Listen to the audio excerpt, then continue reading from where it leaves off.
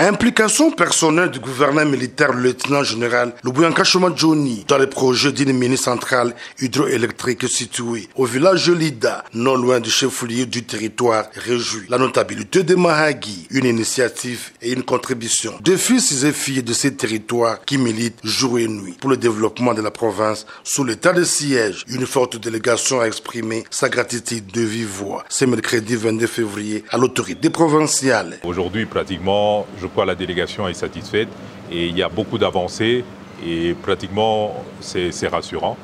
Nous sommes sortis satisfaits de la manière dont l'autorité a compris le souci majeur de la population habitant le territoire de Mahagi, qui voudrait matérialiser l'idée de son Excellence Monsieur le chef de l'État, garant de la nation par rapport au développement. L'initiative étant vraiment locale, il était important que l'autorité provinciale, selon la lecture de la société civile, mette les mains dans la pâte et que le président même de la République profite à travers ces projets pour visiter notre territoire de Mahagi et voir à quel niveau, quelle potentialité présente cette entité sur le plan national. Je demande à la population de se calmer, puisque tout marche bien, tout évolue très bien.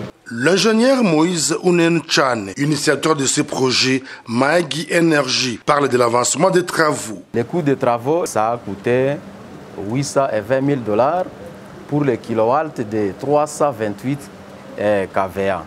Donc je vous assure que la précision de 328 kVA, ça sera à l'amélioration pour les jours d'avenir, on peut améliorer.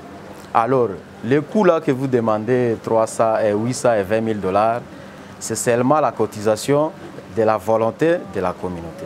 Il sied de signaler que le peuple est lourd et réputé pacifique, laborieux, plein d'initiatives de développement, suivant ainsi la logique du président de la République, Félix Antoine Tshisekedi Tshilombo, défenseur des intérêts vitaux de la population, un modèle à suivre pour d'autres communautés vivant en Ituri.